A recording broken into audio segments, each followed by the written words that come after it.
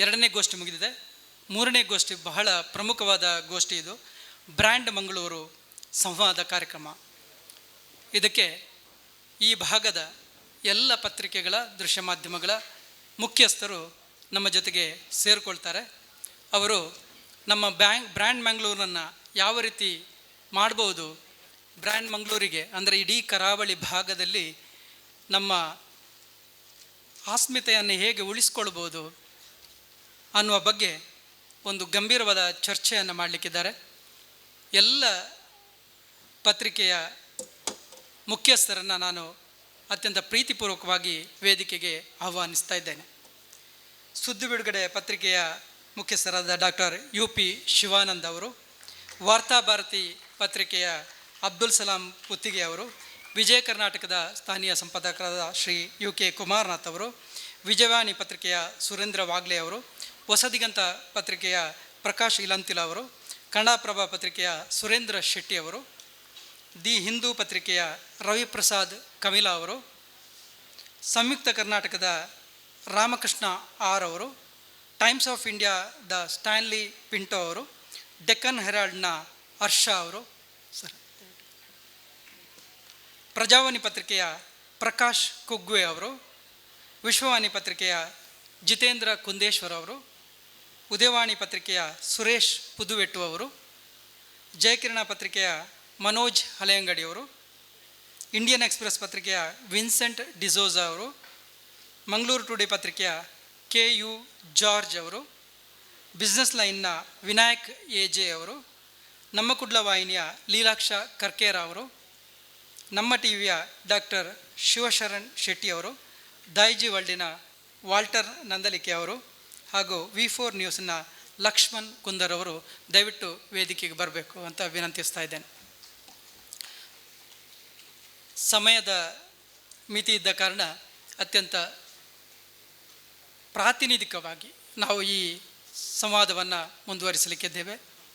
ಬಹುಶಃ ಬೆಳಗಿನ ಉದ್ಘಾಟನಾ ಸಮಾರಂಭ ಸ್ವಲ್ಪ ಸುದೀರ್ಘವಾಗಿ ಸಾಗಿದ ಕಾರಣ ಸಮಯದ ಮಿತಿ ಒಳಗೆ ನಾವು ಈ ಸಂವಾದವನ್ನು ಮುಗಿಸಬೇಕಾಗಿದೆ. ವಿಶೇಷ ಅಂದರೆ ಎಲ್ಲ ಪ್ರಮುಖ ಪತ್ರಿಕೆಗಳ ಮುಖ್ಯಸ್ಥರು ಈ ಭಾಗದಲ್ಲಿದ್ದಾರೆ, ನಮ್ಮ ವೇದಿಕೆಯಲ್ಲಿ ಉಪಸ್ಥಿತರಿದ್ದಾರೆ. ಮಂಗಳೂರು ಅನ್ನೋದು ಇಲ್ಲಿ ಆಚಾರ ವಿಚಾರ ಸಂಸ್ಕೃತಿ ಇದೆಲ್ಲ ಬಹಳ ವಿಭಿನ್ನ ರೀತಿಯಲ್ಲಿ ಇರುವಂಥದ್ದು. ಇಲ್ಲಿಯ ಭಾಷೆ ಇರ್ಬೋದು, ಇಲ್ಲಿಯ ಸಂಸ್ಕೃತಿ ಇರ್ಬೋದು, ಇದನ್ನು ಇಡೀ ದೇಶದಲ್ಲಿ ನಾವು ಒಂದು ಬ್ರ್ಯಾಂಡ್ ಆಗಿ ಗುರುತಿಸಿಕೊಂಡಿದ್ದೆವು. ಆದರೆ ಇತ್ತೀಚಿನ ದಿನಗಳಲ್ಲಿ ಅದಕ್ಕೆ ಸ್ವಲ್ಪ ಧಕ್ಕೆ ಆಗಿದೆ.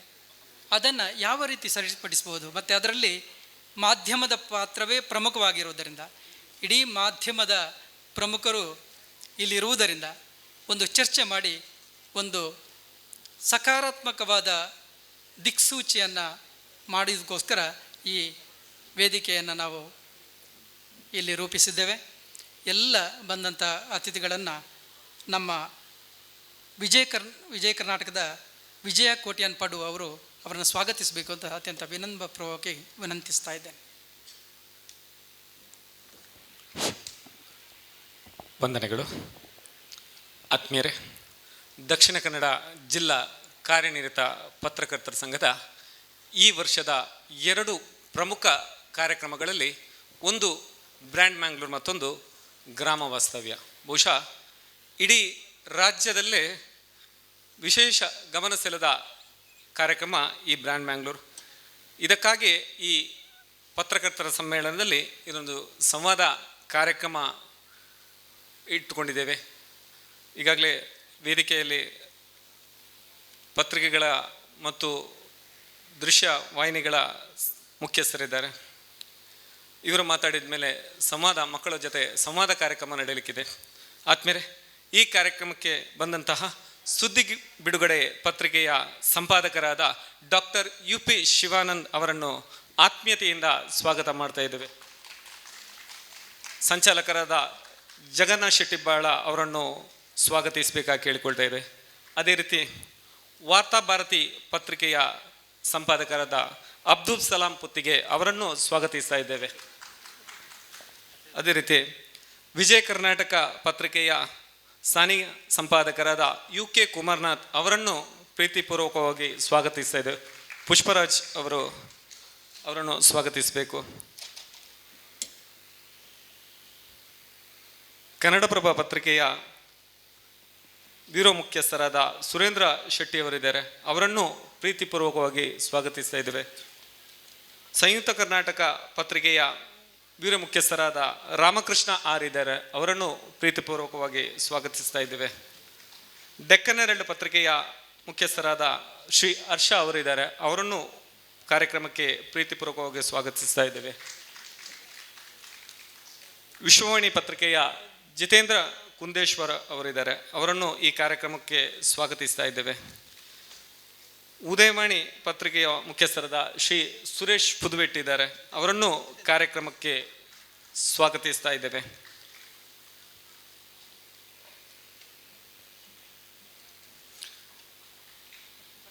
ಮಂಗಳೂರು ಟುಡೇ ಮ್ಯಾಗಝಿನ್ನ KU ಜಾರ್ಜ್ ಅವರಿದ್ದಾರೆ, ಅವರನ್ನು ಈ ಕಾರ್ಯಕ್ರಮಕ್ಕೆ ಪ್ರೀತಿಪೂರ್ವಕವಾಗಿ ಸ್ವಾಗತಿಸ್ತಾ ಇದ್ದೇವೆ. ನಮ್ಮ ಕುಡ್ಲ ದೃಶ್ಯ ವಾಹಿನಿಯ ಲೀಲಾಕ್ಷ ಕರ್ಕೇರೆ ಇದ್ದಾರೆ, ಅವರನ್ನು ಈ ಕಾರ್ಯಕ್ರಮಕ್ಕೆ ಪ್ರೀತಿಪೂರ್ವಕವಾಗಿ ಸ್ವಾಗತಿಸ್ತಾ ಇದ್ದೇವೆ. V4 ನ್ಯೂಸ್ನ ಶ್ರೀ ಲಕ್ಷ್ಮಣ್ ಕುಂದಾರ್ ಇದ್ದಾರೆ, ಅವರನ್ನು ಈ ಕಾರ್ಯಕ್ರಮಕ್ಕೆ ಪ್ರೀತಿಪೂರ್ವಕವಾಗಿ ಸ್ವಾಗತಿಸ್ತಾ ಇದ್ದೇವೆ.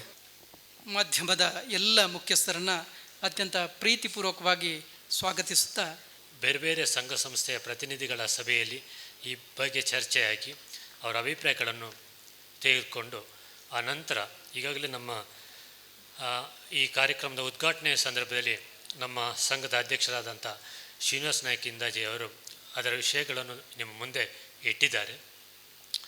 ಆದರೂ ಕೆಲವು ದಿನಗಳ ಹಿಂದೆ ಮಂಗಳೂರಿನ ಒಂದು ಪ್ರತಿಷ್ಠಿತ ಸಂಸ್ಥೆಯ ಶಿಕ್ಷಣ ಸಂಸ್ಥೆಯ ಒಂದು ಪಾಲಕರ ಮತ್ತು ಪೋಷಕರ ಸಭೆಯಲ್ಲಿ ಅಲ್ಲಿಯ ಶಿಕ್ಷಣ ಸಂಸ್ಥೆಯ ಮುಖ್ಯಸ್ಥರು ಮಾತನಾಡ್ತಾ ಹೇಳ್ತಾರೆ, ನಮ್ಮ ಶಾಲೆಗೆ ಆವರಣ ಗೋಡೆ ಇದೆ, CC ಕ್ಯಾಮರಾ ಇದೆ, ಹಾಗೆ ಉತ್ತಮ ಶಿಕ್ಷಕರು ಇದ್ದಾರೆ, ಜೊತೆಗೆ ವಾಚ್ಮ್ಯಾನ್ ಇದ್ದಾನೆ. ಇಷ್ಟು ಹೇಳಿದ ತಕ್ಷಣ ನಿಮ್ಮ ಮಕ್ಕಳು ಸೇಫ್ ಅಂತ ನೀವು ಭಾವಿಸಬೇಡಿ, ಮಂಗಳೂರು ನಿಮಗೆ ಸೇಫ್ ಅಂತ ನೀವು ತಿಳ್ಕೊಳ್ಬೇಕಾಗಿಲ್ಲ ಅಂತ. ಅದು ಆ ಶಾಲೆಯ ಮಕ್ಕಳ ಪೋಷಕರನ್ನು ಹೆದರಿಸಲಿಕ್ಕೆ ಹೇಳುವಂಥ ಮಾತಲ್ಲ. ಸ್ವಲ್ಪ ದಿನಗಳ ಹಿಂದೆ ನಮ್ಮ ಪ್ರೆಸ್ ಕ್ಲಬ್ನಲ್ಲಿ ಒಂದು ಪತ್ರಿಕಾಗೋಷ್ಠಿ ನಡೀತಾ ಇತ್ತು. ಟ್ರಾನ್ಸ್ಜೆಂಡರ್ನ ಅವರು ಒಂದು ಪತ್ರಿಕಾಗೋಷ್ಠಿಯನ್ನು ಮಾಡ್ತಾ ಹೇಳ್ತಾ ಇದ್ದರು, ನಮಗೆ ಭಿಕ್ಷೆ ಬೇಡಬೇಕು ಅಂತ ಮನಸ್ಸಿಲ್ಲ, ಆದರೆ ಭಿಕ್ಷೆ ಬೇಡುವಂಥ ಸ್ಥಿತಿಯನ್ನು ನೀವು ತಂದು ಹಾಕಿದ್ದೀರಿ ಅಂದರೆ ಸಮಾಜಕ್ಕೆ ಬೆರಳು ತೋರಿಸ್ತಾರೆ. ನಮಗೆ ಒಂದು ಕಡೆ ಮಂಗಳೂರಿನಲ್ಲಿ ಮನೆ ಬೇಕು, ಬಾಡಿಗೆಗೆ ಮನೆ ಬೇಕು ಅಂತ ಕೇಳಿದರೆ ನಮಗೆ ಮನೆ ಸಿಗೋದಿಲ್ಲ, ನಾವು ಹೆಚ್ಚು ಹಣ ಕೊಟ್ಟರೂ ಸಹ ನಮಗೆ ಮನೆ ಸಿಗೋದಿಲ್ಲ. ಇಂಥ ವಾತಾವರಣ ಮಂಗಳೂರಿನಲ್ಲಿ ಇದೆ ಅಂತ ಹೇಳಿದ್ದು. ನನ್ನೆಲ್ಲ ಆದರಣೀಯ ಸಹೋದ್ಯೋಗಿಗಳೇ ಮತ್ತು ಭವಿಷ್ಯದ ಪತ್ರಕರ್ತರೆ, ಬ್ರ್ಯಾಂಡ್ ಮಂಗಳೂರು ಅನ್ನುವ ಒಂದು ಬಹಳ ಆಕರ್ಷಕ ವಿಷಯದ ಬಗ್ಗೆ ನಾವು ಚರ್ಚಿಸ್ತಾ ಇದ್ದೇವೆ. 1977ರಲ್ಲಿ ಒಂದು ನ್ಯೂಯಾರ್ಕ್ ನಗರದಲ್ಲಿ ಒಂದು ಘಟನೆ ನಡೀತಿದೆ. ಅದನ್ನು ನಾನು ಬ್ರ್ಯಾಂಡ್ ಮಂಗಳೂರಿನ ಈ ಹಿನ್ನೆಲೆಯಲ್ಲಿ ನೆನಪಿಸ್ಕೊಳ್ತಾ ಇದ್ದೇನೆ. 1977ರಲ್ಲಿ ಒಮ್ಮೆ ಈ ನ್ಯೂಯಾರ್ಕ್ ನಗರದಲ್ಲಿ ರಾತ್ರಿ 9:15 ಗಂಟೆಗೆ ಕರೆಂಟ್ ಹೊರಟೋಯ್ತು.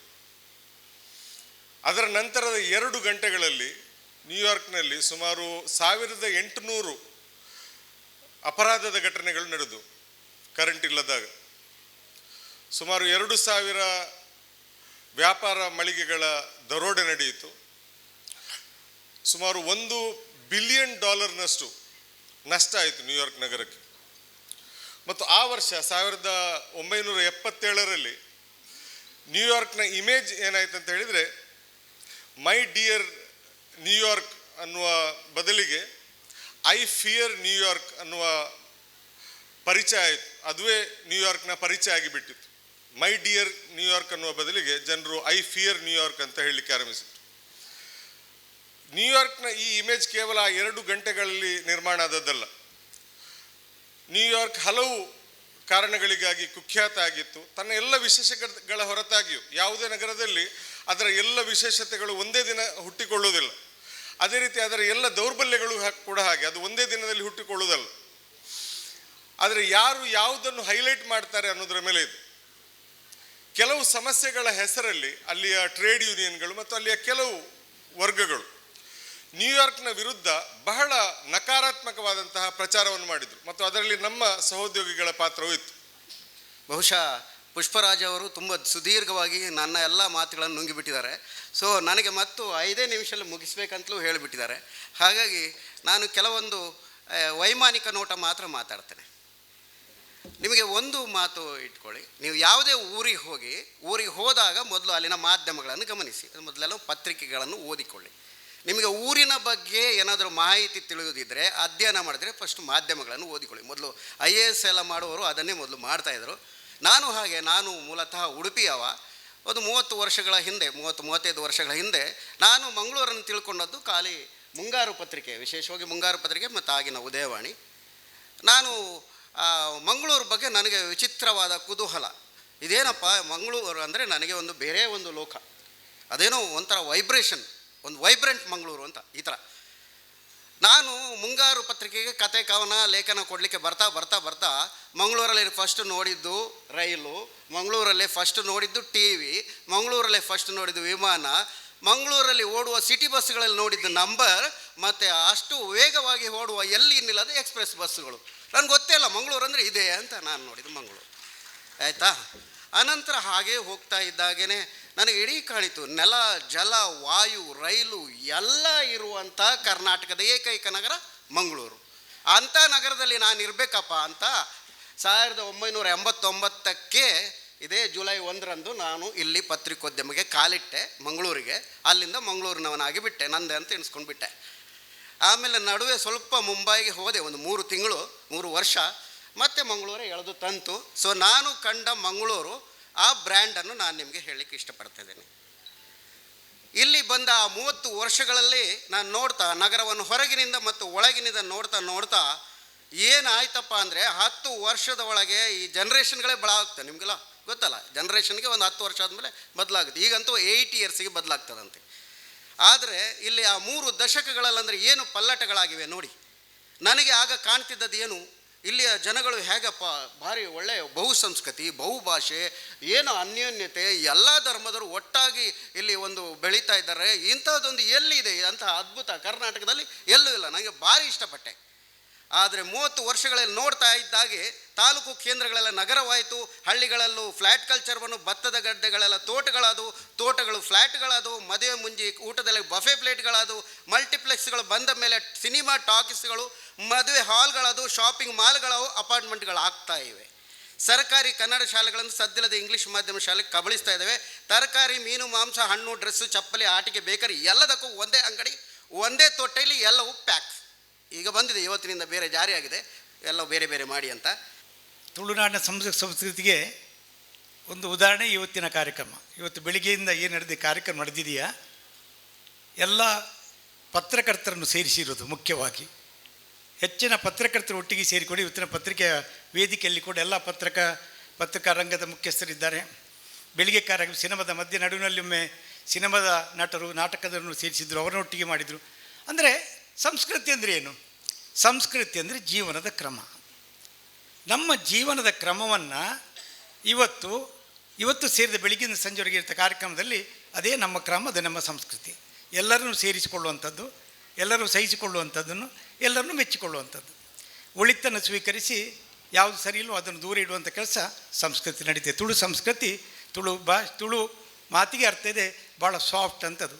ನೀರಿನ ಈ ನೆಲದ ಮಣ್ಣಿನ ಗುಣವನ್ನು ಹೇಳುವ ತುಳು ನಾಡಿದು. ಆದರೆ ಮಣ್ಣು ಸಾಫ್ಟ್ ಆಗಿದ್ದರೆ, ನೀರಿನ ಅಂಶ ಇದ್ದರೆ ಅದರಲ್ಲಿ ಎಲ್ಲ ಜೀವ ಬೆಳೀತದೆ ಅಂತ ಅರ್ಥ. ಇವತ್ತು ನೀರಿಗಾಗಿ ಹಾಹಾಕಾರ ಇದೆ, ನೀರಿನ ವಿಷಯದಲ್ಲಿ ಭಾಳ ಚಿಂತನೆ ನಡೀತಾ ಇದೆ. ತುಳುನಾಡಲ್ಲಿ ನೀರಿಗೆ ಕೊರತೆ ಇಲ್ಲದ ಊರು, ಸಮೃದ್ಧಿನ ಊರು, ಸಮೃದ್ಧಿಯ ಸಂಸ್ಕೃತಿಯ ಊರು. ನಮಗೆ ಗೊತ್ತಿದೆ, ನಮ್ಮ ಕೃಷಿಕ ಜನಾಂಗದಿಂದ ಬಂದವರು ನಾವೆಲ್ಲ ಇದ್ದೇವೆ. ನಮ್ಮ ಹಿನ್ನೆಲೆ ಇದೆ. ಈಗಲೂ ಕೂಡ ನಮ್ಮಲ್ಲಿ ಗ್ರಾಮಗಳಲ್ಲಿ ಬೇರೆ ಬೇರೆ ಸಂಸ್ಕೃತಿಗಳನ್ನು ಮನೆಗಳಲ್ಲಿ ಆಚರಣೆ ಮಾಡ್ತೇವೆ. ನನಗೆ ಅವಳೆಲ್ಲ ಸಂಸ್ಕೃತಿಗಳಲ್ಲಿ ಎಲ್ಲದನ್ನೂ ನಾವು ಮೆಚ್ಚುವುದು ಎಲ್ಲ ಒಳ್ಳೆಯದೇ. ಆದರೆ ಆಟಿ ಕಳಂಜದ್ದು ನಾನು ಇಲ್ಲಿ ಬರಲಿಕ್ಕೆ ಮುಂಚೆ ತುಳುನಾಡು ಸಂಸ್ಕೃತಿಗೆ ಅಂತ ಹೇಳಿದಾಗ ಯಾವ್ದು ಸಂಸ್ಕೃತಿಯಲ್ಲಿ ಯಾವುದು ಇಷ್ಟ ಆಗ್ಬೋದು ನನಗೆ ಆಟಿ ಕಳಂಜ ಭಾಳ ಇಷ್ಟ ಆಯಿತು ನನಗೆ. ಆಟಿ ಕಳಂಜ ಅದು ನೋಡಿದಾಗ ಒಬ್ಬ ತರಗತಿ ಕುಟುಂಬಿಟ್ಟು ಬಂದು ಎಲ್ಲ ಹಿಡ್ಕೊಂಡು ಬಂದು ಎಲ್ಲರ ಹತ್ರ ಬಂದು ಆಟಿ ಕಳಂಜ ಬರ್ತೇನೆ. ನನ್ನ ಉದ್ದೇಶ ಭಾಳ ಇಷ್ಟ ಆಯಿತು. ಆಟಿಯ ಸಮಯದಲ್ಲಿ ಜೋರಾಗಿ ಮಳೆ, ಮೊದಲಿನ ಕಾಲದಲ್ಲಿ, ಈಗಿನ ಕಾಲದಲ್ಲಿ ಅಂಥದ್ದೇನು ತೊಂದರೆ ಇಲ್ದಿದ್ರು ಕೂಡ ಹಿನ್ನೆಲೆ ತೊಂದರೆ ಇದ್ದಾಗ, ಸರಿಯಾಗಿ ಊಟಕ್ಕಿಲ್ಲದ ವ್ಯವಸ್ಥೆ ಇದ್ದಾಗ, ಮಳೆಗಾಲದಲ್ಲಿ ಎಲ್ಲಿ ಹೋಗ್ಲಿಕ್ಕೆ ಸಾಧ್ಯ ಇಲ್ಲದಾಗ, ರೋಜರ್ಗೂ ಬರೋ ಟೈಮ್ನಲ್ಲಿ ಸಮಯದಲ್ಲಿ ಆಟಿ ಕಳಂಜ ಬಂದು ಊರಿಗೆ ಬರುವ ಮಾರಿಗಳನ್ನು ನಿವಾರಣೆ ಮಾಡಲಿಕ್ಕೆ ಆಟಿ ಕಳಂಜ ಬರ್ತಾರೆ ಅಂತ ಹೇಳೊಂದು ಒಂದು ಹೆಮ್ಮೆಯ ವಿಷಯ. ಅಂದರೆ ಆಗಿನ ಜಾನದ ಕಾಲದಲ್ಲಿ ಕೂಡ ಒಬ್ಬ ನಮಗೆ ಯಾರೋ ಬೇಕಾಗ್ತದೆ, ಎಲ್ಲರ ಕಷ್ಟ ಸುಖಗಳನ್ನು ನಿವಾರಣೆ ಮಾಡಿ ಸಮೃದ್ಧಿಯನ್ನು ಕೊಡಲಿಕ್ಕೆ ಆಟಿ ಕಳಂಜ ಬರ್ತಾನೆ. ಆಗ ತುಳುನಾಡಿನಲ್ಲಿ ಒಂದು ಸಂಸ್ಕೃತಿಯ ದ್ಯೋತಕ ಹೇಳುವುದಾದರೆ ನಮಗೆ ಜನರಿಗೆ ಒಳಿತನ್ನು ಮಾಡೋ ಮನೋಭಾವನೆಗಾಗಿ ಸ್ವೀಕರಿಸೋ ಮನೋಭಾವನೆ ಇದೆ, ಕೊಡೋ ಮನೋಭಾವನೆ. ಹಾಗಂತ ಬ್ರ್ಯಾಂಡ್ ಬನ್ನು ತಿಳಿದ ಕೂಡಲೇ ನಾನು ಎಲ್ಲವನ್ನು ಮುಚ್ಚಲಿಕ್ಕೆ ಪ್ರಯತ್ನ ಮಾಡ್ತಾ ಇಲ್ಲ. ನಮ್ಗೆ ಗೊತ್ತಿದೆ ಪತ್ರಿಕವಾಗಿ ಏನು ನಡೀತಾ ಇದೆ. ಹೊರಗಡೆ ಅಂತೂ ಬ್ರ್ಯಾಂಡ್ ಇದೆ. ಹೊರಗಡೆ ದಕ್ಷಿಣ ಕನ್ನಡ ಜಿಲ್ಲೆಗೆ ಬ್ರ್ಯಾಂಡ್ ಎಲ್ಲ ಕಡೆಯಲ್ಲಿದೆ. ಶಿಕ್ಷಣಕ್ಕೆ ಕೇಳ್ತಾರೆ, ನಮ್ಮಲ್ಲಿ ಊರಿನ ಬಗ್ಗೆ ಕೇಳ್ತಾರೆ, ಬುದ್ಧಿವಂತರು ಅಂತ ಹೇಳ್ತಾರೆ, ಬ್ಯಾಂಕ್ ಅಂತ ಹೇಳ್ತಾರೆ. ಒಂದು ಕ್ವಶನ್ ಎಲ್ಲರಲ್ಲಿ ಕೇಳ್ತಾರೆ, ಅದೆಲ್ಲ ಸರಿ, ಆದರೆ ನೀವು ಇಷ್ಟು ಬುದ್ಧಿವಂತರಿದ್ದೀರಿ, ಯಾಕೆ ನಿಮ್ಮಲ್ಲಿ ಅಷ್ಟು ಕೋಮು ಗಲಭೆ ಆಗ್ತವೆ ಅಂತ ಒಂದು ಪ್ರಶ್ನೆಯನ್ನು ಕೇಳ್ತಾರೆ. ಜನ ಕೇಳ್ತಾರೆ, ಯಾಕೆ ಅಲ್ಲಿ ಸಹಿಷ್ಣುತೆ ಇಲ್ಲ ನಿಮ್ಮಲ್ಲಿ ಅಂತ. ಅದಕ್ಕೆ ಉತ್ತರ ಪ್ರಾಯಶಃ ನಾವು ಈಗಾಗಲೇ ಪುತ್ತೂರು ಹೇಳಿದಾಗೆ ಪ್ರಾಯಶಃ ಬ್ರ್ಯಾಂಡ್ ನಮಗೆ ಬೇಕಾಗ್ತದ. ಈ ಬ್ರ್ಯಾಂಡ್ನ ಇವತ್ತರ ಉದ್ದೇಶ ಅದಕ್ಕೆ ಆಗಿಯೇ ಇದೆ. ಒಂದು ಬ್ರ್ಯಾಂಡನ್ನು ತೆಗಿಲಿಕ್ಕೆ ಬೇರೆ ಎಲ್ಲದರಲ್ಲಿ ಕೂಡ ನಾವು ಬುದ್ಧಿವಂತರಿದ್ದೇವೆ. ನಮ್ಮಲ್ಲಿ ಜಗತ್ತಿನಲ್ಲಿ ಯಾವುದೇ ದೇಶದಲ್ಲಿ ಯಾವುದಲ್ಲಿ ಹೋದರೂ ಕೂಡ ಒಂದು ಮಾತಿದೆ, ಯಾರು ಹೇಳ್ತಾರೆ, ಯಾರಿಗೆ ಹೋಗೋ ಚಂದ್ರಲೋಕದಲ್ಲಿ ಯಾರಿದ್ದಾರೆ ನೋಡಿದರೆ ಅಲ್ಲಿ ಒಬ್ಬ ಮಂಗಳೂರಿನವರೊಬ್ಬರು ತುಳು ಮಾತಾಡೋ ಇರ್ತಿದ್ದಂತೆ. ಯಾವ ಊರಿಗೆ ಹೋದರೂ ತುಳುನವರಿದ್ದಾರೆ. ನಾನು ಎಷ್ಟೋ ಸತಿ ಬೇರೆ ಊರಿಗೆ ಹೋದಾಗ ಇಲ್ಲೆಲ್ಲ ನಾವು ಜಗಳ ಮಾಡ್ತೇವೆ, ಮಾತಾಡೋದು ಬಿಟ್ಟು ಹೋಗ್ತೇವೆ. ನಾನು ದಾವಣಗೆರೆ ಕಲಿತಾಗ ಡೆಲ್ಲಿಗೆ ಹೋದಾಗ, ಬೇರೆ ಇತ್ತೀಚೆಗೆ ವಾಡಕ್ಕೆ ಹೋದರೆ ತುಳು ಎಲ್ಲರೂ ಮಾತಾಡಿದರೆ ಅಲ್ಲಿ ಭಾಷೆಯ ನಾವು ಧರ್ಮದ ಜಾತಿ ಎಲ್ಲವನ್ನು ಬಿಟ್ಟು ತುಳುನನ್ನು ಮಾತಾಡ್ಲಿಕ್ಕೆ ಹೋಗ್ತಾ ಹತ್ರ ಆಗ್ತಾನೆ. ತುಳುವಿನ ಭಾಷೆನ ಮಾತಾಡಿದ ಕೂಡಲೇ ನಮ್ಮ ಊರಿನವ ಭಾಳ ಹತ್ರ ಆಗ್ತಾನೆ, ಭಾಳ ಪ್ರಿಯತೆ ಆಗ್ತಾನೆ. ಅವನ ಯಾವ ಜಾತಿ ಧರ್ಮ ಅಂತ ನಾವು ನೋಡೋದೇ ಇಲ್ಲ. ಅಂದರೆ ಈ ಒಂದು ಭಾಷೆಯಲ್ಲಿ ಊರಿನಲ್ಲಿ ಆ ಸಂಸ್ಕೃತಿ ಇದೆ. ನಮ್ಗೆ ಗೊತ್ತಿದೆ. ಹೊರಗೆ ನಾವು ಭಾಳ ಆತ್ಮೀಯರು, ಹೊರಗೆ ಹೋದರೆ ಎಲ್ಲ ಪ್ರೀತಿ. ನಮ್ಮ ನಾಡಂದರೆ ನಮಗೆ ಎಲ್ಲರೂ ಪ್ರೀತಿ. ಆದರೆ ಕೆಲವು ಸತಿ ಊರಿಗೆ ಬಂದಾಗ ಆ ಯಾಕೆ ಭಾವನೆ ಬರ್ತದೆ ಅದು ಜನರಲ್ಲಿ ಕೇಳೋ ಪ್ರಶ್ನೆ ಆಗಿದೆ. ಇವತ್ತಿನ ಬ್ರ್ಯಾಂಡಿನ ಉದ್ದೇಶ ನಾನು ಹೇಳಲಿಕ್ಕಲ್ಲ, ಯೋಚನೆ ಮಾಡೋ ಕಾಲ. ಬ್ರ್ಯಾಂಡ್ನ ಉದ್ದೇಶ ಇವತ್ತು ಮಾಡಿದ್ದು ಜನರು ಸೇರಿದವರಲ್ಲ, ಅದು ಯೋಚನೆ ಮಾಡಲಿಕ್ಕೆ ಚಿಂತನೆ ಮಾಡೋ ಕಾಲ. ಬ್ರ್ಯಾಂಡಿನ ಅವಶ್ಯಕತೆ ಇದೆ ನಮಗೆ. ಏನು ಅವಶ್ಯಕತೆ? ಬ್ರ್ಯಾಂಡ್ ಅಂದರೆ ಏನು? ಬ್ರ್ಯಾಂಡ್ ಅಂದರೆ ಅದನ್ನು ತೆಗೆದುಕೊಳ್ಳುವಾಗೆ ಅದನ್ನು ವಾರಕ್ಕೆ ಆವರಿಸುವಂಥ ನಮ್ಮೊಂದು ಪ್ರಭಾವ ಬೀರುವಂಥದ್ದು ಬ್ರ್ಯಾಂಡ್. ಹಾಗೆ ಬ್ರ್ಯಾಂಡ್ ಇವತ್ತು ಯಾವುದೋ ಪ್ಯಾಂಟ್ ತಗೊಂಡ್ರೆ ಬ್ರ್ಯಾಂಡ್. ಆ ಬ್ರ್ಯಾಂಡ್ ಅಂದರೆ ಭಾರಿ ಒಳ್ಳೆ ಪ್ಯಾಂಟ್, ಅದು ಏನು ತೊಂದರೆ ಆಗೋದಿಲ್ಲ, 5 ವರ್ಷ ಬಾಳಿಕೆ ಇದೆ, ಅದು ಬ್ರ್ಯಾಂಡ್. ಆ ಬ್ರ್ಯಾಂಡ್ ಕೊಡುವಂಥದ್ದು ನಮಗೆ ವಿಶ್ವಾಸ, ಆಶ್ವಾಸನೆ, ಭರವಸೆ. ಹಾಗಾದರೆ ಇವತ್ತು ಮಂಗಳೂರಿನ ಬ್ರ್ಯಾಂಡ್ ಏನು ಕೊಡಬೇಕಾಗಿದೆ? ಎಲ್ಲವನ್ನೂ ಕೊಡಿದೆ ಇಲ್ಲಿ ಬ್ಯಾಂಕಲ್ಲಿ. ಮಂಗಳೂರು ಸಮೃದ್ಧ ಊರು, ಮಂಗಳೂರಲ್ಲಿರುವ ವ್ಯವಸ್ಥೆಗಳಿವೆ, ಮಂಗಳೂರಲ್ಲಿ ಬೇಕಾದ್ದಿದೆ, ಮಂಗಳೂರು ಇಲ್ಲದ್ದು ಯಾವುದಿಲ್ಲ. ಈಗ ಬೇಕಾಗುವುದು ಪರಸ್ಪರ ಸೌಹಾರ್ದತೆಯ, ಪರಸ್ಪರ ವಿಶ್ವಾಸದ, ಪರಸ್ಪರ ಬಾಳ್ವಿಕೆಯ, ಸಹಬಾಳ್ವಿಕೆಯ ಒಂದು ಬ್ರ್ಯಾಂಡ್ ಬೇಕಾಗಿದೆ. ಈ ಬ್ರ್ಯಾಂಡ್ ಇದ್ದರೆ ಇದಕ್ಕಿಂತ ದೊಡ್ಡ ಬ್ರ್ಯಾಂಡ್ ಯಾವುದಿಲ್ಲ.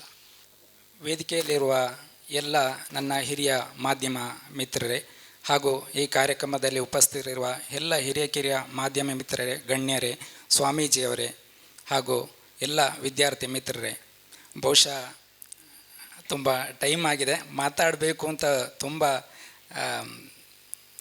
ಐಡಿಯಾಸ್ ಇದೆ, ಬಟ್ ಸಮಯದ ಕೊರತೆಯಿಂದ ನಾನು ಜಸ್ಟ್ ಒಂದು ನನ್ನ ಒಪಿನಿಯನ್ ಹೇಳ್ಬಿಡ್ತೀನಿ. ಈ ಮಾಧ್ಯಮ ಏನು ಬ್ರ್ಯಾಂಡ್ ಮ್ಯಾಂಗ್ಳೂರು ಅಂತ ಎನ್ನುವ ಪರಿಕಲ್ಪನೆ ನನಗೆ ತುಂಬ ಇಷ್ಟ ಆಗಿತ್ತು. ನಾನು ಈ ಬ್ರ್ಯಾಂಡ್ ಮ್ಯಾಂಗ್ಳೂರು ಎನ್ನುವ ಪರಿಕಲ್ಪನೆಯನ್ನು ನನ್ನ ಜೊತೆ ಈ ಕರ್ನಾಟಕ ಕಾರ್ಯನಿರತ ಪತ್ರಕರ್ತರ ಸಂಘದ ಜಿಲ್ಲಾಧ್ಯಕ್ಷರ ಶ್ರೀನಿವಾಸ ಇಂದಾಜಿ ಅವರು ಹಂಚ್ಕೊಂಡಿದ್ದರು. ಆಗ ನಾನು ಹೇಳಿದೆ ಅವರಿಗೆ, ಇದು ಅತ್ಯಂತ ಒಳ್ಳೆಯ ಒಂದು ಕಾನ್ಸೆಪ್ಟು, ಬಟ್ ಮಂಗಳೂರಿನ ಪ್ರಸ್ತುತ ಸನ್ನಿವೇಶಕ್ಕೆ ಇದು ಬಹಳ ಅಗತ್ಯವಾಗಿದೆ ಮತ್ತು ಔಚಿತ್ಯಪೂರ್ಣ ಆಗಿದೆ ಹೇಳಿದೆ. ಸೊ ಆ ಹಿನ್ನೆಲೆಯಲ್ಲಿ ನಮ್ಮ ಕಡೆಯಿಂದ ಮಾಧ್ಯಮ ಒಬ್ಬ ಪ್ರತಿನಿಧಿಯಾಗಿ ನಮ್ಮ ಕಡೆಯಿಂದ ಯಾವ ರೀತಿಯೆಲ್ಲ ಪ್ರೋತ್ಸಾಹ ಬೇಕು ಅದನ್ನು ಪ್ರೋತ್ಸಾಹಿಸುವಂಥ ಪ್ರಯತ್ನವನ್ನು ನಾವು ಮಾಡ್ತೀವಿ ಅಂತ ಅವರಿಗೆ ಹೇಳಿದ್ದೆ. ಜೊತೆಗೆ ಇವತ್ತು ಪತ್ರಿಕಾ ದಿನಾಚರಣೆ ಆಗಿರೋ ಕಾರಣ ಇಂಥ ಒಂದು ಔಚಿತ್ಯಪೂರ್ಣ ಕಾರ್ಯಕ್ರಮ ಆಯೋಜಿಸಿರೋದು ನನಗೆ ತುಂಬ ಖುಷಿ ಕೊಟ್ಟಿದೆ. ಯಾಕೆಂದರೆ ಇವತ್ತು ನೀವು ವೇದಿಕೆಯಲ್ಲಿ ಗಮನಿಸ್ಬೋದು, ಎಲ್ಲ ಪ್ರಮುಖ ಮಾಧ್ಯಮದ ಮುಖ್ಯಸ್ಥರು ಇಲ್ಲಿ ವೇದಿಕೆಯಲ್ಲಿ ಇದ್ದಾರೆ. ಮಾಧ್ಯಮ ಅಂದರೆ ನಮ್ಮ ಈಗ ಜಿಲ್ಲೆಯನ್ನು ತೆಗೆದುಕೊಂಡಾಗ ಯಾವುದೇ ಒಂದು ಮಾಧ್ಯಮ ಅದು ಒಂದು ಒಪಿನಿಯನ್ ಮೇಕರು, ಅದೊಂದು ಟ್ರೆಂಡ್ ಸೆಟ್ಟಿಂಗು. ಸೊ ಈ ಮಾಧ್ಯಮದ ಮುಖ್ಯಸ್ಥರು ಏನು ಒಂದು ನಿರ್ಧಾರಗಳನ್ನು ತಮ್ಮ ಪತ್ರಿಕೆಯಲ್ಲಿ ತೆಗೆದುಕೊಳ್ತಾರೆ, ಬಹುಶಃ ಅದು ಆ ಜಿಲ್ಲೆಯ ಸರ್ವತೋಮುಖ ಅಭಿವೃದ್ಧಿ ಇರ್ಬೋದು, ಜನರ ಭಾವನೆಗಳನ್ನು ಬದಲಾಯಿಸುವಂಥ ನಿಟ್ಟಿನಲ್ಲಿರ್ಬೋದು, ಎಲ್ಲ ರೀತಿಯಲ್ಲೂ ಅದು ಇನ್ಫ್ಲೂಯೆನ್ಸ್ ಮಾಡುತ್ತೆ. ಸೊ ಹಾಗಾಗಿ ಈ ಥರದ ಒಂದು ಮಾಧ್ಯಮದ ಮುಖ್ಯಸ್ಥರನ್ನು ವೇದಿಕೆಯಲ್ಲಿ ಕುಳ್ಳಿರಿಸಿಕೊಂಡು ಈ ಥರದ ಒಂದು ಬ್ರ್ಯಾಂಡ್ ಮ್ಯಾಂಗ್ಳೂರಿನ ಪರಿಕಲ್ಪನೆ ಬಗ್ಗೆ ಚರ್ಚಿಸುವುದು ಬಹುಶಃ ಇದು ಅತ್ಯಂತ ಮಾಧ್ಯಮ ಕ್ಷೇತ್ರದಲ್ಲೇ ಒಂದು ಒಳ್ಳೆಯ ಕಾರ್ಯಕ್ರಮ ಅಂತ ನಾನು ಹೇಳ್ಬೋದು. ಹಾಗಾಗಿ ಈ ಕಾರ್ಯಕ್ರಮವನ್ನು ಆಯೋಜಿಸಿರುವ ನಮ್ಮ ಪತ್ರಕರ್ತ ಸಂಘದವರಿಗೆ ನನ್ನ ಕಡೆಯಿಂದ ನಾನು ಧನ್ಯವಾದವನ್ನು ಹೇಳಲಿಕ್ಕೂ ಇಷ್ಟಪಡ್ತೀನಿ. ಯಾಕೆಂದರೆ ನಾನು ಮಂಗಳೂರಿಗೆ ಹೊಸಬ, ನಾನು ಸುಮಾರು 15 ವರ್ಷ ಬೆಂಗಳೂರಲ್ಲಿದ್ದವನು.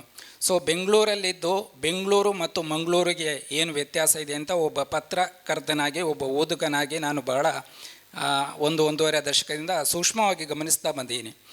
ಶುಚಿತ್ವ ಮತ್ತು ನೈರ್ಮಲ್ಯ ಒಂದು ಅತಿ ಮುಖ್ಯ ಅಂಶ. ಒಬ್ಬ ಪತ್ರಕರ್ತರ ಈ ಕ್ಷೇತ್ರದಲ್ಲಿ ನಾವು ಹೇಗೆ ಪ್ರಭಾವ ಬೀರ್ಬೋದು ಅಂತ ಬಹುಶಃ ನನಗನ್ನಿಸ್ದಾಗೆ ಈಗ ಮಾಧ್ಯಮದಲ್ಲಿ ಇದ್ದವರು, ನನಗೆ ಗೊತ್ತಿರುವ ಹಾಗೆ ಎಲ್ಲ ಮಾಧ್ಯಮಗಳಲ್ಲೂ ಈ ಫಾರ್ ಎಕ್ಸಾಂಪಲ್ ಈಗ ಮಂಗಳೂರು ಸ್ವಚ್ಛ ಮಂಗಳೂರು ಎನ್ನುವಂಥ ಕಾರ್ಯಕ್ರಮ ಇರ್ಬೋದು, ಅದು ಅವರು ಪ್ರತಿ ವೀಕ್ಲಿ ಒಂದು ಕಾರ್ಯಕ್ರಮವನ್ನು ಮಾಡ್ತಾರೆ. ಎಲ್ಲ ಪತ್ರಿಕೆಗಳು ನಾನು ಗಮನಿಸಿದಾಗೆ ಅರ್ಧಕ್ಕಿಂತ ಹೆಚ್ಚು ಅದರ ಕವರೇಜ್ ಈಗಾಗಲೇ ಬರ್ತಾ ಇದೆ. ಮತ್ತು ಈ ಥರ ಸ್ವಚ್ಛತೆಯ ಬಗ್ಗೆ ಎಸ್ಪೆಷಲಿ ನಮಗೆ ಅಥವಾ ಯಾವುದಾದ್ರು ಸಾರ್ವಜನಿಕರಿಂದ ದೂರುಗಳು ಬಂದಾಗ ಅಲ್ಲಿ ಕಸ ಬಿದ್ದಿದೆ ಅಂತೇಳಿ ನಾವು ಅದನ್ನು ಪತ್ರಿಕೆಯಲ್ಲಿ ಪ್ರಕಟಿಸ್ತೀವಿ. ನೆಕ್ಸ್ಟ್ ಡೇನೇ ಅಲ್ಲಿ ಸಂಬಂಧಪಟ್ಟ ಅಧಿಕಾರಿಗಳಿರ್ಬೋದು, ಅವರು ಹೋಗಿ ಅಲ್ಲಿ ಸ್ವಚ್ಛತೆ ಮಾಡುವಂಥ ಕಾರ್ಯಕ್ರಮವನ್ನು ಮಾಡ್ತಾರೆ. ನಾವು ಅದನ್ನು ಮತ್ತೆ ಪತ್ರಿಕೆಯಲ್ಲಿ ಪ್ರಕಟಿಸ್ತೀವಿ. ಹಾಗಾಗಿ ಏನಾಗುತ್ತೆ, ಜನರಿಗೆ ಈ ಥರ ಯಾವುದಾದ್ರು ಕಂಡು ಬಂದರೆ ಅಥವಾ ಸಮಸ್ಯೆ ಇದೆ ಅಥವಾ ಸ್ವಚ್ಛತೆಯ ಸಮಸ್ಯೆ ಇದೆ ಅಂತ ಕಂಡು ಬಂದಾಗ ಅದಕ್ಕೆ ಕೂಡಲೇ ಕೂಡ ಸಂಬಂಧಪಟ್ಟ ಅಧಿಕಾರಿಗಳು ಸ್ಪಂದಿಸ್ತಾ ಇದ್ದಾರೆ. ಸೊ ಹೀಗಾಗಿ ಪತ್ರಿಕೆಯಲ್ಲಿ ಏನು ಈ ಸ್ವಚ್ಛತೆ ನೈರ್ಮಲ್ಯ ಇದನ್ನು ನಾವು ಮಾಡಲಿಕ್ಕೆ ನಮ್ಮ ಮಾಧ್ಯಮ ಮಿತ್ರರು ಎಲ್ಲರೂ ಕೂಡ ಅದಕ್ಕೆ ಒತ್ತನ್ನು ಕೊಡ್ತಾ ಇದ್ದಾರೆ. ಎಸ್ಪೆಷಲಿ ಈಗ ಇತ್ತೀಚಿನ ಒಂದು ವರ್ಷದಿಂದ ಈಚೆಗೆ ಈ ನೀರು, ಜಲರಕ್ಷಣೆ, ಪರಿಸರ ಅದರ ಬಗ್ಗೆ ಎಲ್ಲ ಮಾಧ್ಯಮಗಳು ಕೂಡ ಜಾಸ್ತಿ ಆದಂಥ ಒಂದು ಕವರೇಜನ್ನು ಕೊಡ್ತಾರೆ. ಸೊ ಆ ಮೂಲಕ ನಮ್ಮ ಭವಿಷ್ಯದ ದೃಷ್ಟಿಯಿಂದ ನೀರಿನ ಉಳಿತಾಯ ಇರ್ಬೋದು ಅಥವಾ ಗ್ರೌಂಡ್ ವಾಟರ್ ಲೆವೆಲನ್ನು ರೀಜನ್ರೇಟ್ ಮಾಡುವಂಥದ್ದು, ಪರಿಸರವನ್ನು ಸಂರಕ್ಷಣೆ ಮಾಡುವಂಥದ್ದು. ಸೊ ಹೀಗೆ ಎಲ್ಲ ರೀತಿಯ ಒಂದು ಕಾರ್ಯಕ್ರಮಗಳಲ್ಲೂ ಮಾಧ್ಯಮ ಮಿತ್ರರು ಸಹಕಾರವನ್ನು ನೀಡ್ತಾ ಇದ್ದಾರೆ. ನಾನು 35 ವರ್ಷ ಹಿಂದೆ ವಿಮಾನ ನೋಡಿದೆ ಮಂಗಳೂರಲ್ಲಿ ಅಂತ ಕೇಳೋದಕ್ಕೆ ಕ್ವಶನ್ ಹಾಕಿದ್ದಾರೆ. ನಾನು ವಿಮಾನ ನೋಡಿದ್ದು ಕಾಲೇಜು ಡೇಸಲ್ಲಿ ಇರುವಾಗ ಮಂಗಳೂರಿಗೆ ಬರ್ತಾ ವಿಮಾನ ನಿಲ್ದಾಣ ಆಗ ಇತ್ತ ಅಂತ ಅವರಿಗೆ ಪ್ರಶ್ನೆ. ಅಂತಾರಾಷ್ಟ್ರೀಯ ವಿಮಾನ ನಿಲ್ದಾಣ ಆದದ್ದು ಇತ್ತೀಚೆಗೆ. ಆದರೆ ಮಂಗಳೂರಲ್ಲಿ ವಿಮಾನ ನಿಲ್ದಾಣ ಆರಂಭವಾದದ್ದು 1951. ಪಂಡಿತ್ ಜವಾಹರ್ಲಾಲ್ ನೆಹರು ಅವರು ಡೊಗ್ಲಾಸ್ ಅಂತ ಒಂದು ವಿಮಾನ, ಅದು DC-3 ಅಂತ, ಡೊಗ್ಲಾಸ್ DC-3 ಅಂತ ವಿಮಾನದಲ್ಲಿ 1951ರಲ್ಲಿ ಆಗ ಬಜ್ಪೆ ಏರೋಡ್ರಮ್ ಇತ್ತು, ಅಲ್ಲಿಗೆ ಬಂದಿದ್ದರು. ಅದೊಂದು ನೆನಪುಳಿ ಮಕ್ಕಳೇ. Thank you. ಪ್ರಶ್ನೆ: ಪತ್ರಿಕೋದ್ಯಮ ವಿದ್ಯಾರ್ಥಿಗಳಿಗೆ ತರಗತಿಯನ್ನು ಮಾಡುವಾಗ ನೈಜ ವಿಷಯವನ್ನು ಮಾತ್ರ ಜನರಿಗೆ, ಸಮಾಜಕ್ಕೆ ತಿಳಿಸಬೇಕು ಎನ್ನುತ್ತಾರೆ. ಆದರೆ ವೃತ್ತಿರಂಗಕ್ಕೆ ಬಂದ ನಂತರ ನಾವು TRPಗಾಗಿ ನೈಜತೆಯ ವಿರುದ್ಧ ಕೆಲಸ ಮಾಡಬೇಕಾಗುತ್ತದೆ. ಪ್ರಶ್ನೆ ಇನ್ನೂ ಮುಗಿದಿಲ್ಲ. ಹಾಗಾದರೆ ನಾವು ಇದರಲ್ಲಿ ಯಾವುದನ್ನು ಕಲಿಯಬೇಕು ಅಂತೇಳಿ, ಇದು ಸ್ವಲ್ಪ ಸಮಯ ಜಾಸ್ತಿ ತಗೊಳುತ್ತೆ. ಕೊನೆಯ ಅಧಿವೇಶನದಲ್ಲಿ ನಾನು ಇದರ ಬಗ್ಗೆ ವಿವರವನ್ನು. ಅಪರಾಧ ಹಾಗೂ ದುಶ್ಚಟಗಳಿಂದ ಸಂಪೂರ್ಣವಾಗಿ ಮುಕ್ತವಾಗಬೇಕು ಎಂದು ಆರಂಭದಲ್ಲಿ ತಿಳಿಸಿದರು. ಇದಕ್ಕಾಗಿ ನಾವು ಮಂಗಳೂರಿನಲ್ಲಿ ಆಲ್ಕೋಹಾಲ್ ಬ್ಯಾನ್ ಮಾಡಬಾರದು, ಯಾಕೆ? ಮಾಡದೇ ಇದ್ದರೆ ನಿಮ್ಮ ಈ ಪರಿಕಲ್ಪನೆ ಹೇಗೆ ಸಾಧ್ಯ? ನಮ್ಮಲ್ಲಿ ಈಗಾಗಲೇ ಕಳ್ಳತನಕ್ಕೆ ನಿಷೇಧ ಇದೆ, ದರೋಡೆಗೆ ನಿಷೇಧ ಇದೆ, ವ್ಯಭಿಚಾರಕ್ಕೆ ನಿಷೇಧ ಇದೆ. ಇವುಗಳ ವಿರುದ್ಧ ಎಲ್ಲ ಕಾನೂನಿದೆ. ಆ ಕಾನೂನುಗಳಿಂದಾಗಿ ಈ ಯಾವುದೇ ಕೆಡುಕನ್ನು ತಡಿಲಿಕ್ಕೆ ನಮಗೆ ಸಾಧ್ಯ ಆಗಲಿಲ್ಲ. ಆದ್ದರಿಂದ ಆಲ್ಕೋಹಾಲ್ ನಿಷೇಧ ಅನ್ನೋದು ಕೇವಲ ಬಾರ್ಗಳನ್ನು ನಿಷೇಧ ಮಾಡೋದ್ರಿಂದ ನಮ್ಮ ನಗರವನ್ನು ಆಲ್ಕೋಹಾಲ್ ಮುಕ್ತಗೊಳಿಸಲಿಕ್ಕೆ ಸಾಧ್ಯ ಇಲ್ಲ. ಮೊದಲು ಮನುಷ್ಯರಲ್ಲಿ ಚಾರಿತ್ರ್ಯ ನಿರ್ಮಾಣ ಮಾಡಬೇಕು, ಮನುಷ್ಯರಲ್ಲಿ ಜಾಗೃತಿ ಬೆಳೆಸಬೇಕು. ಆಲ್ಕೋಹಾಲ್ನಿಂದ ಆಲ್ಕೋಹಾಲ್ನ ಅಂಗಡಿಯವನಿಗೆ ಆಗುವ ಲಾಭ ಮತ್ತು ಗ್ರಾಹಕನಿಗೆ ಆಗುವ ನಷ್ಟಗಳು, ಗ್ರಾಹಕನ ಕುಟುಂಬಗಳಿಗೆ ಆಗುವ ನಷ್ಟಗಳು, ಇವುಗಳ ಬಗ್ಗೆ ಜಾಗೃತಿ ಬೆಳೆಸಬೇಕು. ಆಗ ಸ್ವಯಂ ಪ್ರೇರಿತವಾಗಿ ಯಾವಾಗ ಜನರು ದುಶ್ಚಟಗಳಿಂದ ದೂರ ನಿಲ್ತಾರೆ, ಆಗ ಸಮಾಜ ದುಶ್ಚಟಗಳಿಂದ ಮುಕ್ತ ಆಗ್ತದೆ. ದಕ್ಷಿಣ ಕನ್ನಡ ಜಿಲ್ಲೆಯ ಸಾಮರಸ್ಯಕ್ಕೆ ಅಡ್ಡಿಯಾಗುತ್ತಿರುವ ರಾಜಕಾರಣಿಗಳನ್ನು ಮಾಧ್ಯಮಗಳು ವೈಭವೀಕರಣ ಮಾಡುತ್ತಿರುವುದು ಯಾಕೆ? ಇದಕ್ಕೆ ಅಬ್ದುಲ್ ಸಲಾಂ ಪುತ್ತಿಗೆ ಅವರು ಉತ್ತರ ಕೊಡಬೇಕು ಅಂತ ಕೇಳಿದ್ದಾರೆ. ನಾವು ಮಾಧ್ಯಮಗಳ ಪೈಕಿ ಈ ಕೆಲಸ ಯಾರು ಮಾಡ್ತಾ ಇದ್ದಾರೆ ಅಂತ ನಿರ್ದಿಷ್ಟವಾಗಿ ಗುರುತಿಸಿ ಅವರನ್ನು ಸಂಪರ್ಕಿಸಿ ಅವರ ಹತ್ರ ಕೇಳಬೇಕು, ಯಾಕೆ ಇದನ್ನು ಮಾಡ್ತಾ ಇದ್ದೀರಿ ಅಂತ. ಏರ್ ಕ್ರಾಫ್ಟ್ ಭಾಳ ಹತ್ತಿರದ ಸಬ್ಜೆಕ್ಟ್, ಅದು ನನಗೆ ಗೊತ್ತು. There was no necessity to highlight aircraft incident to an extent to the ಇದೇನು ಗೊತ್ತಾಗ್ತಲ್ಲ, to the first page. It is only a matter for third page, how to develop brand image in such cases ಅಂತೇಳಿ. ಭಾಳ interesting question. It requires good discussion. I will answer this question in my final expressions. Shivanand sir ಅವ್ರಿಗೆ ಒಂದು ಪ್ರಶ್ನೆ ಕೇಳಿದ್ದಾರೆ. ಮಾದಕ ದ್ರವ್ಯಗಳು, ಕೋಮು ಸಂಘರ್ಷಣೆ, underworld ಮುಂತಾದವುಗಳೆಲ್ಲ ಕಪ್ಪು ಚುಕ್ಕೆಯಾಗಿದೆ ಪರಿಣಮಿಸಿದೆ. ಈ ಎಲ್ಲ ನಿಟ್ಟಿನಲ್ಲಿ ಮಾಧ್ಯಮದ ಹಾಗೆಯೇ ಸಾಮಾನ್ಯ ಜನರು, ವಿದ್ಯಾರ್ಥಿಗಳು ಏನು ಮಾಡಬಹುದು ಅದನ್ನು ನಿಯಂತ್ರಣ ಮಾಡಲಿಕ್ಕೆ ಅಂತ ಒಂದು ಪ್ರಶ್ನೆಯನ್ನು ಕೇಳಿದ್ದಾರೆ. ಮಾದಕ ದ್ರವ್ಯಗಳು, ಕೋಮು ಸಂಘರ್ಷಣೆ, ಅಂಡರ್ವರ್ಲ್ಡ್ ಕಪ್ಪು ಚುಕ್ಕೆ ಪರಿಣಮಿಸಿದೆ ಅಂತ ಕೊಟ್ಟಿದ್ದೀರಿ. ಇದರಲ್ಲಿ ಆ ಕಪ್ಪು ಚುಕ್ಕೆ ಅಂತ ನಿಮಗೆ ಅನಿಸಿದ್ದೇ ನಮ್ಮ ಸಾಧನೆ. ಈ ನಾವೇನು ಒಬ್ಬ ವ್ಯಕ್ತಿಯನ್ನು ಪರಿವರ್ತನೆ ಮಾಡಬೇಕಿದ್ರೆ ಅವನಿಗೆ ಮೊದಲು ಅನಿಸ್ಬೇಕಿದು ಕಪ್ಪು ಚುಕ್ಕೆ ಅಂತ. ಆದ್ದರಿಂದ ಇವತ್ತಿನ ಸಭೆಯಲ್ಲಿ ಪತ್ರಕರ್ತರು ಯಾವ ಪ್ರಶ್ನೆಯನ್ನು ಕೇಳಿದ್ದೀರಾ, ಒಮ್ಮೆ ನಮಗೆ ಅದು ಗೊತ್ತಾದರೆ, ಅದು ಚುಕ್ಕೆ ಅಂತ ಕಂಡ್ರೆ ಅದರಿಂದ ಹೊರಗೆ ಬರಬೇಕಂತ ಪ್ರಯತ್ನ ಮಾಡೋದೇ ಇವತ್ತಿನ ಬ್ರ್ಯಾಂಡ್ ಮಂಗಳೂರಿನ ಒಂದು ಕಾರ್ಯಕ್ರಮ. ಮಾಧ್ಯಮದವರ ಸಹಕಾರ ಅದಕ್ಕೆ ಅಂತ್ಯಂತ ಬೇಕೇ ಬೇಕು. ಅದು ಅದನ್ನು ತಡಿಲಿಕ್ಕೆ ಮತ್ತು ಅದು ಪ್ರಸಾರ ಆಗದಾಗೆ ಹರಡದಾಗೆ ನೋಡಿಕೊಳ್ಳುವ ಜವಾಬ್ದಾರಿ ಮಾಧ್ಯಮದ ಹೆಚ್ಚು ಜನರಲ್ಲಿದೆ, ಜನನಾಯಕರಲ್ಲಿದೆ, ಮುಖ್ಯವಾಗಿ ವಿದ್ಯಾರ್ಥಿಗಳಲ್ಲಿದೆ. ವಿದ್ಯಾರ್ಥಿ ಸಮುದಾಯ, ಈ ಪ್ರಶ್ನೆ ಕೇಳಿದ ವಿದ್ಯಾರ್ಥಿ ಸಮುದಾಯಕ್ಕೆ ನನ್ನ ಕಳಕಳಿ ವಿನಂತಿ ಇದೆ. ಈ ಪ್ರಶ್ನೆ ನೀವೇನೆತ್ತಿದ್ದೀರೋ ಅದು ನಿಮ್ಮ ಶಾಲೆಯಲ್ಲಿ, ನಿಮ್ಮ ಪರಿಸರದಲ್ಲಿ, ನಿಮ್ಮ ಸಾಮಾಜಿಕ ಜಾಲತಾಣದಲ್ಲಿ ಇದನ್ನು ನೀವು ಎಷ್ಟು ಪ್ರಚಾರ ಮಾಡ್ತೀರೋ, ಇದಕ್ಕೆ ಬೇಡ ಅಂತ ಹೇಳ್ತೀರೋ, ಅದು ಇದರ ಪರಿಹಾರಕ್ಕೆ ಒಂದು ದಾರಿ ಆಗ್ತದೆ. ಇಲ್ಲಿ ಮಾಧ್ಯಮದ ಹಾಗೆ ಸಾಮಾನ್ಯ ಜನರ ಪಾತ್ರ ಏನು ಅಂತ ಕೇಳಿದರೆ ಉತ್ತರ ಇಷ್ಟೇ. ನೀವೆಲ್ಲರೂ ಜವಾಬ್ದಾರಿವಂತ ಯುವಕರು. ನಿಮಗಿರುವ ಸಂಪರ್ಕ, ನಿಮಗಿರುವ ಮಾಧ್ಯಮದ ನಿಮ್ಮ ಪ್ರಭಾವ ಪ್ರಾಯಶಃ ನಮ್ಮ ನಾಯಕರಿಗಿಂತ ಜಾಸ್ತಿ ನಿಮಗಿದೆ ಅಂತ ನಾನು ಹೇಳಿಕೊಳ್ಳಿಕ್ಕೆ ಬಯಸ್ತೇನೆ. ಯಾಕೆಂದರೆ ನಿಮ್ಮ ಮಾತನ್ನು ಇವತ್ತು ನಿಮ್ಮ ಸ್ನೇಹಿತರು, ನಿಮ್ಮ ಮನೆಯವರು, ಉಳಿದವರು ಕೇಳ್ತಾರೆ. ನಾಯಕರ ಮಾತನ್ನು ಕೇಳುವ ಕಾಲ ಈಗ ನಿಮ್ಮ ಮಕ್ಕಳು ಕೇಳೋದಕ್ಕಿಂತ ಮಕ್ಕಳ ಮಾತನ್ನು ಕೇಳುವ ಕಾಲ ಇದು ಅಂತ ಹೇಳ್ತಾ ನಿಮಗೆ ಉಜ್ವಲ ಭವಿಷ್ಯವಾಗಲಿ ಅಂತ ಹಾರೈಸ್ತೇನೆ. ಇವರೀಗ ಮಾತಾಡಿದ್ದಕ್ಕೆ ಪೂರಕವಾಗಿ ಒಂದು ವಿಷಯ ಹೇಳ್ತೇನೆ. ಈ ಮಾದಕ ದ್ರವ್ಯದ ಬಗ್ಗೆ ಹೇಳಿದರು.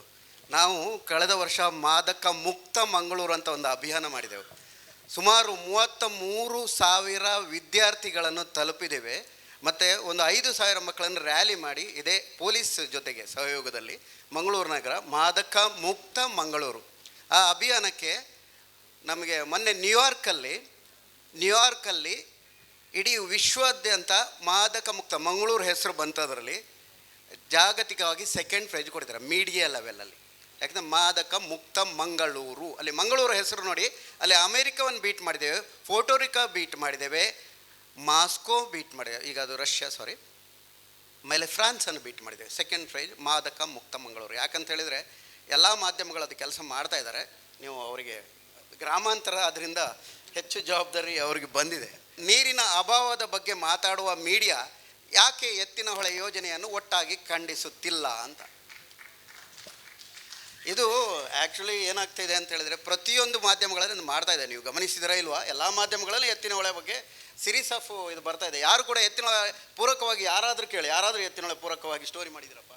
ಯಾರೂ ಇಲ್ಲ, ಇಲ್ಲಿ ಯಾರೂ ಮಾಡೋಲ್ಲ. ಮತ್ತೊಂದು, ಇಲ್ಲಿ ನಮ್ಮ ಪ್ರೆಸ್ ಕ್ಲಬ್ ವತಿಯಿಂದಲೇ ಅಲ್ವಾ, ಪ್ರೆಸ್ ಕ್ಲಬ್ ವತಿಯಿಂದಲೇ ಇಡೀ ಎಲ್ಲ ನಮ್ಮ ಮಂಗಳೂರು ಮಾಧ್ಯಮಗಳನ್ನೆಲ್ಲ ಕರ್ಕೊಂಡೋಗಿ ಅಲ್ಲಿನ ಸ್ಪಾಟ್ ರಿಪೋರ್ಟ್ ಮಾಡಿದ್ದಾರೆ, ಪ್ರತ್ಯಕ್ಷ ವರದಿ ಕೂಡ ಮಾಡಿದ್ದಾರೆ. 2 ಸಲ ಆಗಿದೆ.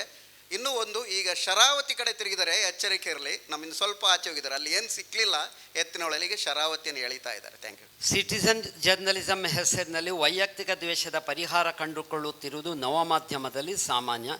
ಇದಕ್ಕೆ ಪರಿಹಾರ ಇದೆಯೇ ಅಂತೇಳಿ ಇದು ನಿಜವಾದ ಆತಂಕದ ಪ್ರಶ್ನೆ. ಆದರೆ ನಾನು ಸ್ವಲ್ಪ ಇದರ ಹಿನ್ನೆಲೆ ಕೊಡೋಕ್ಕೆ ಇಷ್ಟಪಡ್ತೇನೆ. ಇಂತಹ ಪ್ರಶ್ನೆಗಳಿಗೆ ಆ ಪ್ರಶ್ನೆಗಳಿಗೆ ಉತ್ತರ ಅಂತ ಕೊಡೋಕ್ಕಾಗೋದಿಲ್ಲ. ಒಂದು ಮಾಧ್ಯಮದಲ್ಲಿ ಆಗುತ್ತಿರುವ ಬೆಳವಣಿಗೆಗಳು, ಕಾಲಕಾಲದಲ್ಲಿ ಆಗುತ್ತಿರುವ ಬದಲಾವಣೆಗಳು, ಮತ್ತು ಮಾಧ್ಯಮದಲ್ಲಿ ಕೆಲಸ ಮಾಡೋದಕ್ಕೆ, ಕೆಲಸ ಮಾಡದಿರೋಕ್ಕೆ ಬರುವ ಒತ್ತಡಗಳು, ಇವನ್ನು ನಾವು ಸೂಕ್ಷ್ಮವಾಗಿ ಗಮನಿಸ್ತೇವೆ. ನನ್ನ ಮುಂದಿನ ಭಾಷಣ ಇದರ ಬಗ್ಗೆ ಪ್ರಸ್ತಾಪ ಮಾಡೋನಿದ್ದೇನೆ. ಈಗ ಇದು journalism was started out of the conversations of the people ಅಂತಾನೆ. ಜರ್ನಲಿಸಮಿನ ಉಗಮ ಹೇಗಾಯಿತು ಅಂದರೆ ಜನರ ನಡುವಿನ ಮಾತುಕತೆಯೇ ಪತ್ರಿಕೋದ್ಯಮದ ಮೂಲ ಆಗಿತ್ತು ಅಂತ. ಪ್ರಿಂಟ್ ಬಂದಾಗ ವಟನ್ಬರ್ಗ್ 100 ಬೈಬಲ್ಗಳನ್ನು ಮುದ್ರಣ ಮಾಡಿ ಊರಿನ ಜನರನ್ನೆಲ್ಲ ಕರೆದು ನೋಡಿ ನಾನೆಂತಹ ಅದ್ಭುತ ಕೆಲಸ ಮಾಡಿದ್ದೀನಿ ಅಂತ ಎಪ್ರಿಸಿಯೇಷನ್ಕಾದಾಗ ಅಲ್ಲಿ ನೋಡಿದ ಜನ ಹೇಳಿದ್ರಂತೆ, what a waste, no one has time to read even a single book, here is a fool who has printed 100 books ಅಂದಂತೆ. ರೇಡಿಯೋ ಸಿಗ್ನಲ್ ಮಾರ್ಕನಿಯನ್ನು ಕಳಿಸ್ಕೊಟ್ಟಾಗ ಅಮೇರಿಕನ್ ಅಧ್ಯಕ್ಷರು ಹೇಳಿದಂತೆ, we have no time to listen to each others con, here is an idiot who is sending words through waves, who wants it ಅಂದರೆ. Television ಸಂದರ್ಭ ಮಾಡಿದೆ, John ಬೇರ್ಡೆ ಲೋಗಿ ಅಂತ television ಕಂಡು ಹುಡುಕ್ತಾನೆ.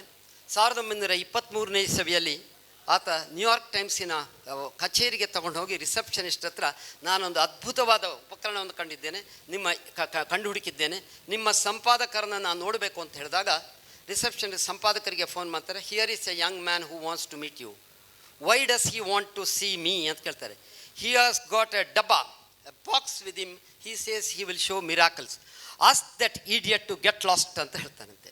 ಸೊ ಪ್ರತಿ ಹೊಸ ಮಾಧ್ಯಮ ಬಂದಾಗಲೂ ಕೂಡ ಈ ರೀತಿ ಸಮಸ್ಯೆಗಳಿದೆ. ಅದರ ಪ್ರಯೋಗ ಮತ್ತು ಅನುಭವದ ಮುಖಾಂತರ ನಮಗದರ ಉಪಕಾರ ಉಪದ್ರ ಎರಡೂ ವೇದ್ಯ ಆಗತ್ತೆ. ಈಗ ನವಮಾಧ್ಯಮ ಅಂತಂದರೆ ಹ್ಯಾಂಡ್ ಹೆಲ್ಡ್ ಡಿವೈಸ್, ಅಂದರೆ journalism has come back to the conversation level through the hand held device. ಅಂದರೆ ಇದು ಜನರ ನಡುವಿನ ಸಂಭಾಷಣೆ ಹಂತಕ್ಕೆ ಬಂದಿದೆ. ಮಾಪಣ್ಣ ಭಟ್ರು 3 ಕಪ್ಪು ಕಾಗೆ ಕಾರಿದ್ರು ಅಂತ ದಕ್ಷಿಣ ಕನ್ನಡದಲ್ಲಿ ತುಳುವಿನಲ್ಲಿ ಒಂದು ಗಾದೆ ಇದೆ. ಮಾಪಣ್ಣ ಅಜ್ಜ ಅಂತ ಕೂಡ ಹೇಳ್ತಾರೆ. ಮಾಪಣ್ಣ ಭಟ್ರು 3 ಕಪ್ಪು ಕಾಗೆ ಕಾರಿದ್ರು, ಒಂದೊಂದು ಕಾಗೆ ಎಷ್ಟಿತ್ತು ದೊಡ್ಡದಿತ್ತು. ಸಂಜೆ ಹೊತ್ತು ಪ್ರಚಾರ ಆಗಿ ಊರಿನವರೆಲ್ಲ ಮಾಪಣ್ಣ ಭಟ್ರ ಮನೆಗೆ ಹೋಗ್ತಾರಂತೆ. ಏನಾಯಿತು ಅಂತ, ಇಲ್ಲ ಬೆಳಿಗ್ಗೆ ಹಲ್ಲುಜ್ಜಿ ಅಗ್ರ ತೆಗಿಬೇಕಾದ್ರೆ 3 ಕಪ್ಪು ಬಿತ್ತು ಅಷ್ಟೇ ಅಂತ ಹೇಳಿದ್ರಂತೆ. Rumour smart of news. ಹಾಗೆಯೇ ರೂಮರನ್ನು ಅದನ್ನು ತಡೆ ಹಿಡಿಯೋದಕ್ಕೆ ಪ್ರಯತ್ನಗಳಿವೆ. ಹೊಸ ನವಮಾಧ್ಯಮ ಬಂದ ಮೇಲೆ ರೂಮರ್ ಪಾರ್ಟು 100ರಲ್ಲಿ 35% ಆಗಿದೆ. ಅಂತಹ ಪರಿಸ್ಥಿತಿ ಇದೆ. ಒಂದು ಹೊಸ ತಂತ್ರಜ್ಞಾನ ಬಂದಾಗ ಅದನ್ನು ಒಳ್ಳೆಯ ಕೆಲಸಕ್ಕೂ ಕೆಟ್ಟ ಕೆಲಸಕ್ಕೂ ಬಳಕೆ ಆಗುವುದು ಮಾನವ ಸಂಸ್ಕೃತಿಯಲ್ಲಿ ಅವಿಭಾಜ್ಯ ಅಂಗವಾಗಿ ಬಂದಿದೆ. ಆದರೆ ಒಂದು ಆತಂಕದ ವಿಚಾರ ಅಂತಂದರೆ, ಯಾವುದಾದ್ರೂ ದುಷ್ಟ ಉದ್ದೇಶಕ್ಕಾಗಿ ಅಥವಾ ಯಾವುದೋ ಕಾಂಗ್ಲರ್ಮೇಟ್ ಇನ್ನೇನೋ ಹುನ್ನಾರ ಹಾಕ್ಕೊಂಡಿದ್ದಾಗ ಮಾಧ್ಯಮ, ಅದು ಸಾರ್ವಜನಿಕ ಮಾಧ್ಯಮ, ಅಂಥ ಕೆಲಸ ಮಾಡಬಾರ್ದು. ಮಾಡಿದರೆ ಅದು ಖಂಡಿತ ಖಂಡನಾರ್ಹ.